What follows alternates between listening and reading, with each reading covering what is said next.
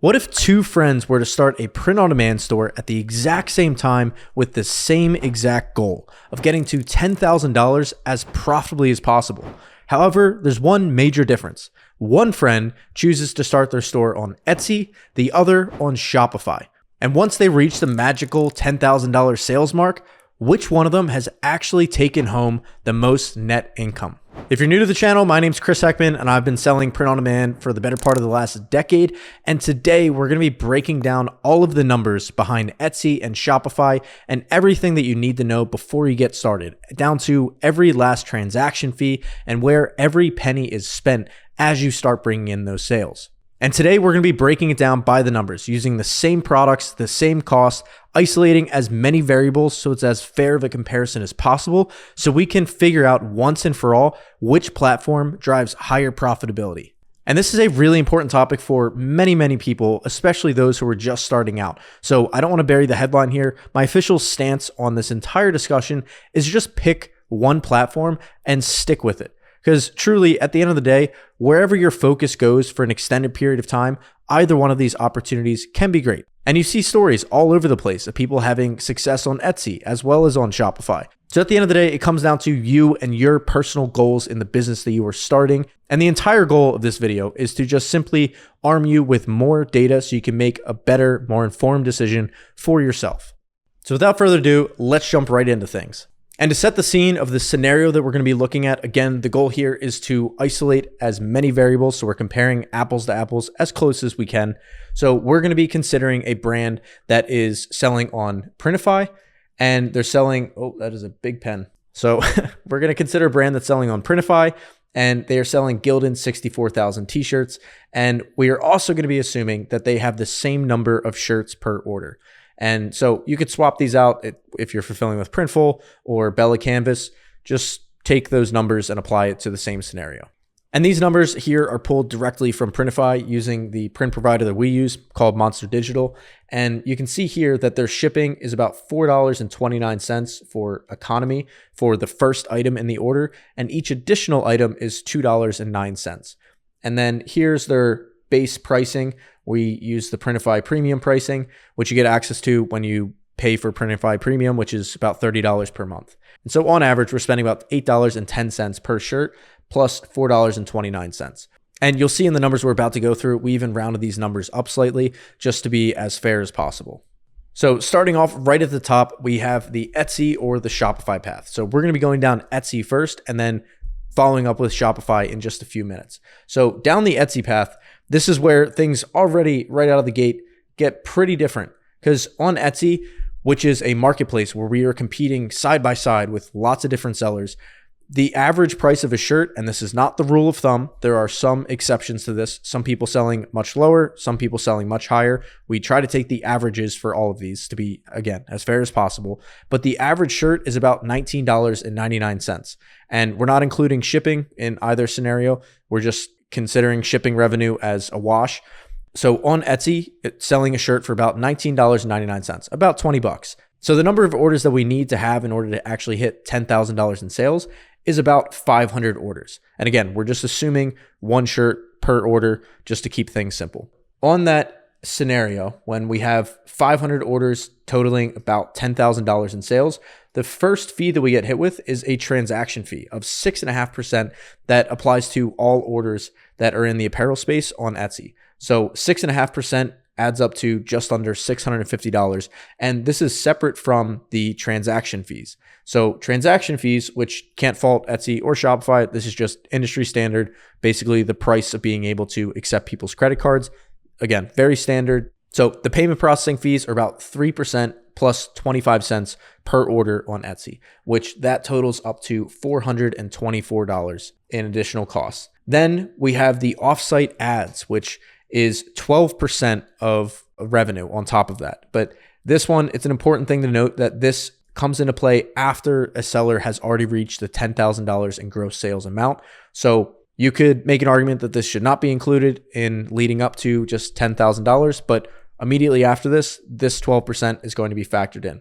And Etsy's justification or logic for this is that they are then going to be sending you traffic from external sources, and you are essentially helping to fund that. Then next we have the listing fees, which Etsy has a listing fee of 20 cents per month per product. And just for sake of example, again, we're just going to say 100 products because that's about how many we launch with on Shopify, which adds up to just $20 per month. Next, we have the cost of goods sold, which is 500 times, and we're using the same number in both circumstances, $13.53 in total cost of goods. So this is just taking the Monster Digital number per shirt plus the shipping fee, adds up to a total of $6,765 in cost of goods, which I know it seems like a big number, keeping in mind that these are sales or expenses rather that we only incur after we actually generate sales. And it's very standard for in any business, the cost of goods or the cost of sale to be one of the highest expenses along with marketing. So adding all of these up, that brings us to a total Etsy cost of $9,058.93, which gives us a total Etsy profit of $936. Now, obviously, the most operative piece in this is breaking it down to the profit per shirt. So if we were to, make an argument that we could sell for $25 per shirt or even upwards of 30, then these numbers would look very different. But to be completely fair, it is a marketplace that is becoming more and more crowded.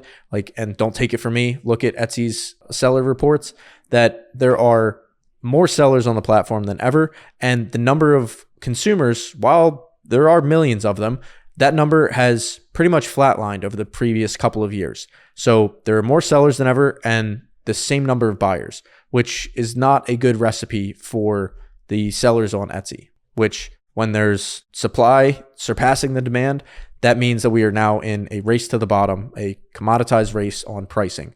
So now let's take a look at the Shopify path, where on our store, we are actively selling at least $29.99 per shirt. And this goes up, and this is true for both Etsy and Shopify. We increase the price in line with how our cost of goods goes up. And $29.99 is just the base price for small through XL. And then we add on $1 and then $2 for 2XL and 3XL, which is very standard. And it's also the same on Etsy. So here in both cases, we're just looking at the base price that we're able to sell at. So when we're using $30 as our base price for selling our products, we only need to achieve 334 orders in order to reach the 10K in sales mark. And the big asterisk here is this is in favor of Etsy. We are assuming that we have an average order value of $30, which the average order value on our normal stores is anywhere from $45 to upwards of $55. And that works out to roughly 1.6 to 1.7 units per order, which the reason that that's relevant in terms of the cost of goods sold is, as we just learned up here, we are paying less in shipping fees for each one of those additional products added. So every additional unit, basically a perfect scenario is if we can get everybody to buy 10 shirts, that'd be great because we are spending far less when those shirts are inside the same order opposed to if they were all individual units. But again, for sake of comparison and to be as fair as possible, we are just assuming it is a one shirt order, although that is very, very far from normal on Shopify. Now, breaking down Shopify fees, we have payment processing, which again, this is very similar. Actually, Etsy is slightly cheaper. It's 25 cents instead of 30 cents per order, but 5-cent difference times 334, not a big dial mover. And this 2.9% is assuming we are on the $39 per month Shopify plan. As you increase your plan, you get lower transaction fees going all the way down to on Shopify Plus, I believe it's 2.3%, but it's very rare for the average print-on-demand seller to get those rates. So we're just going with the highest rates that they have, that most sellers have right out of the gate. Then for apps, when we're starting our Shopify store, we have just about $75 in total apps. So between Shopify and the apps, we're looking at about $114. Yeah, math. $114 in overhead, which to draw a comparison to Etsy, that's along the same vein as our listing fee, which is the 20 cents per product per month, which in this example only adds up to $20. But if you're just looking for frame of comparison, that would be the closest thing there. Then breaking down the cost of goods at 334 orders, we have $13.53 per product. And again, using the same numbers as Etsy, comes out to a total of $4,520.02. So before we even talk about ads, which is obviously the biggest elephant in the room whenever it comes to discussing launching a Shopify store, we're going to dive into all of that in just a moment. To summarize, the total cost of goods, like platform fees, transaction fees, and the actual cost of the product itself, totals $5,024.73, leaving us with a total gross profit of $4,992.93. So that works out to roughly $14.95 profit per shirt. Now, obviously, the most operative difference between the two is the price that we're selling at. And so, again, to be as fair as possible, yes, there are circumstances where people are able to sell for, 25 upwards of 30, depending on the listing that you're looking at on Etsy. But after researching through Everbee and other research tools, seeing the average price, there are some people selling much, much cheaper on Etsy, and then there are some people selling for more expensive. The average works out to about here. And the Shopify number that we're going with is what we see all of our students using on their stores inside of WeScale. But now for the $1 million question on everybody's mind, where does the ads come into play? And everybody is right to be concerned about this because ads can be a big investment if we're not sure how to approach it properly and what numbers we should be shooting for. And especially like myself as an example, when I was a beginner, I launched and thought that the way that I should scale this business is by just dumping money into ads. Got to spend money to make money. Really bought that hook, line, and sinker. And while it's true, we do start with small testing budgets. The only time that we ever increase the amount that we're spending on ads anywhere close to the numbers that we're about to look at is when things are working. So when things are not working, we're spending $25 per day for 3 to 4 day cycles.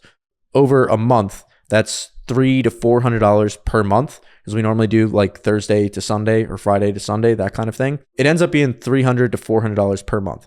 And even during that time, if we're not getting any conversions, then we are ramping way back on the ad spend. So just bear that in mind as we look at these numbers.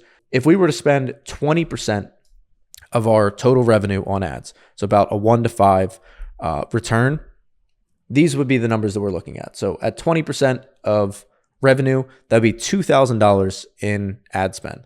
And that would bring our total cost to $7,028.26, which will give us a total profit of $2,989.40.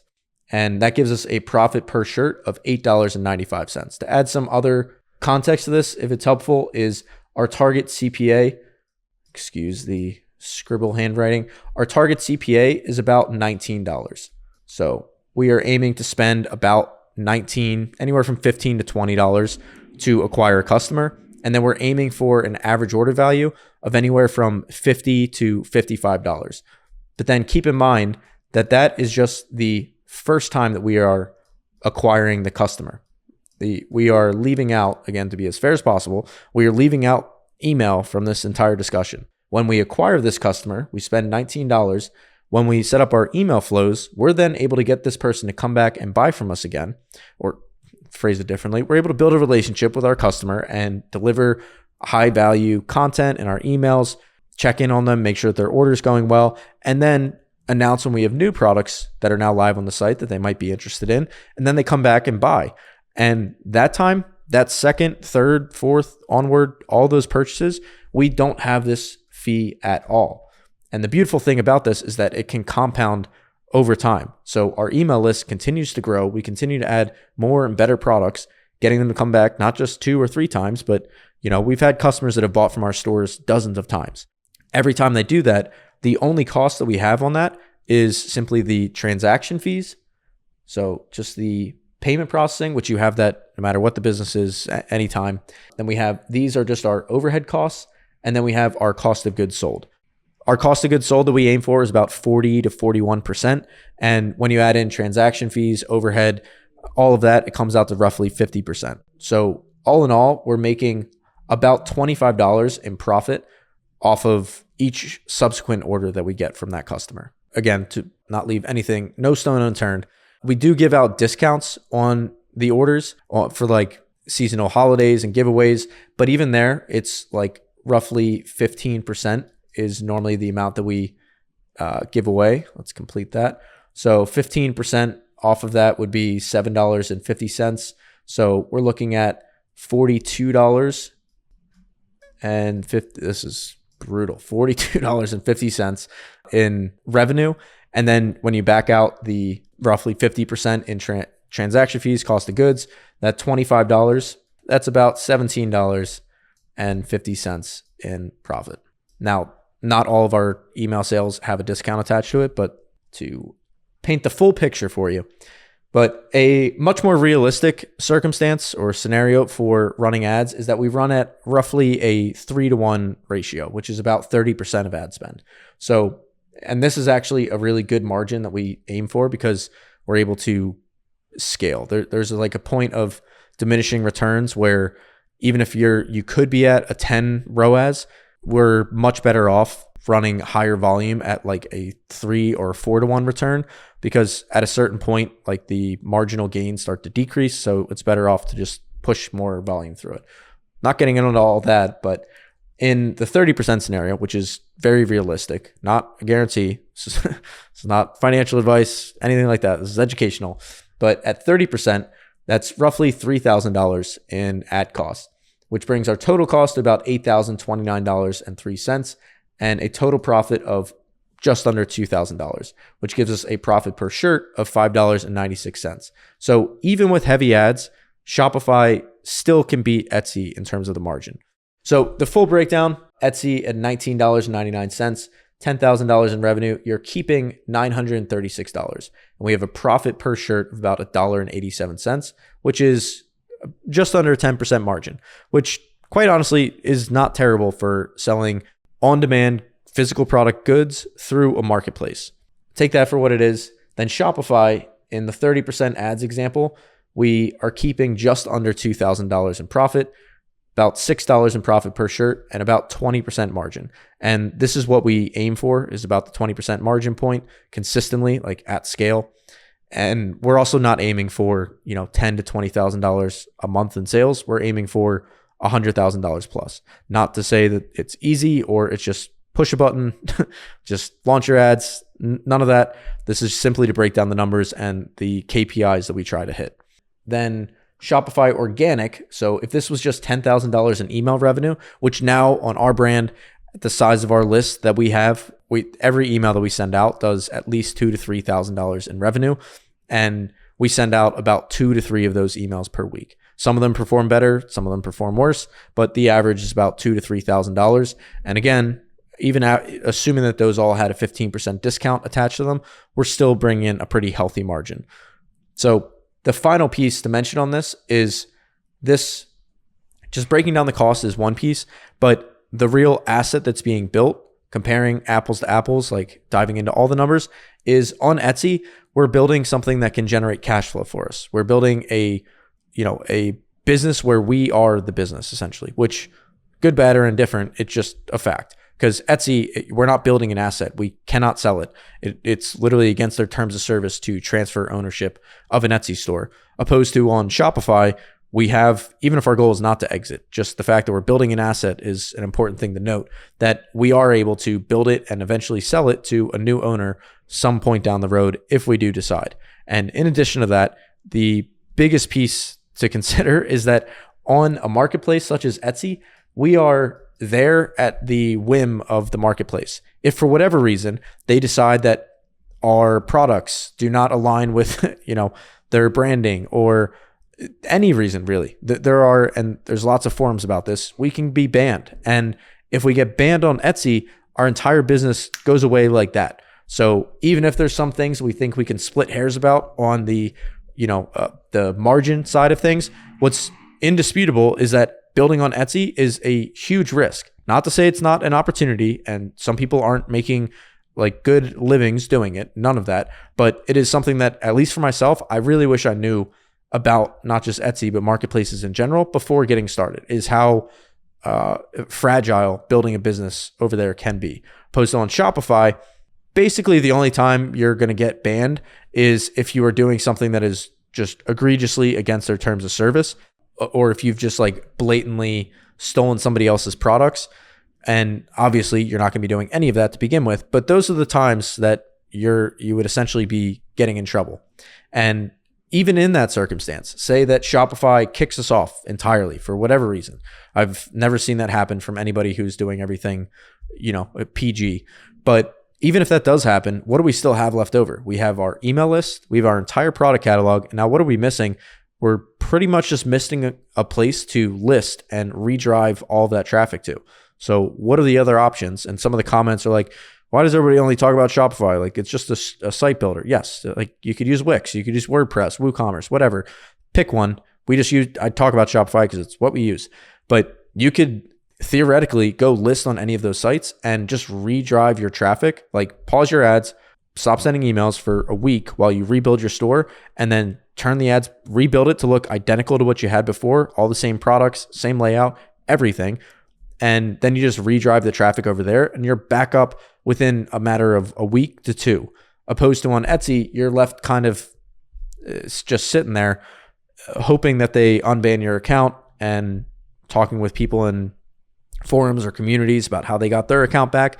And it's there's absolutely no guarantee that that's going to happen. So aside from just the margins that we're looking at, those are two of the biggest things to consider.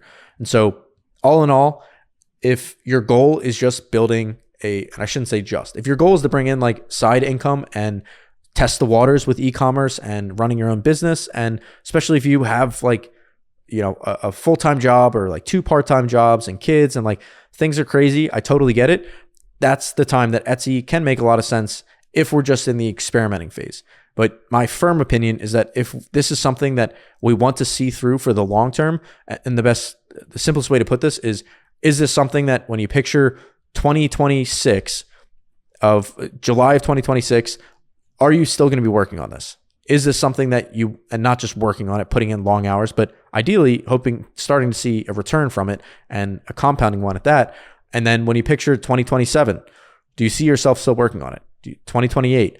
I know it's like, I can't tell you what I'm doing for, dinner tonight, but trying to picture that.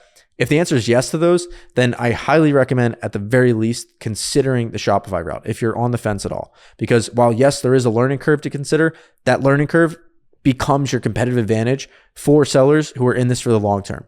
Anybody who is just in this for week to week or month to month, they naturally get washed out. And the other thing that we didn't even mention, but the copycat factor on Etsy is as soon as you have a top selling listing, everybody sees that. And there's a dozen duplicates or slight iterations side by side with you like the next week.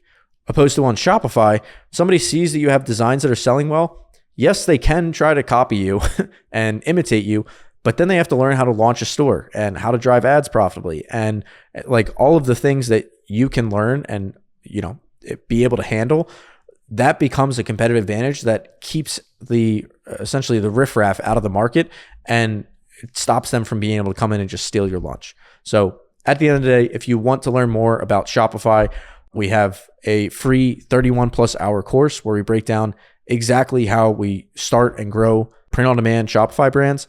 And this comes after I had 5 to 6 back-to-back complete failures, like utter flops. And then for the past 8 brands, we grew them from $0 to $1 million in their first year. So not to say that is a guarantee that that's going to happen for you, but I've just simply made enough mistakes at this point that if you're interested in learning more, I'm happy to share those with you so that hopefully you have a smoother journey than what I went through. Other than that, I appreciate you watching. If you want to see more breakdowns like this, be sure to leave a comment down below about what you'd like to see, and we can do a deep dive on those. And appreciate you watching. I'll see you in the next video.